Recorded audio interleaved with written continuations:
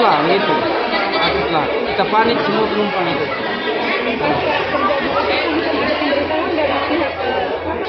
Ada. Artinya kita dia diinformasikan, maksudnya kalau kan pada waktu itu kan meeting turun, jadi diberitahukan sekitar jam 5 sore waktu kejadian itu bisa meeting naik, bisa lanjutkan perjalanan. Ternyata tidak bisa sampai hari ini. Terus pada saat evakuasi tadi apa yang disampaikan oleh Tony? Itu disampaikan bahwa kita di apa namanya dilanjutkan dengan kapal lain. Oh, kapal lain. Kapal ini begitu. Tidak bisa bergerak juga ya.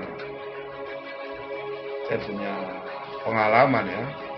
Satu-satunya ya harus ditarik gitu. Tarik gitu ya.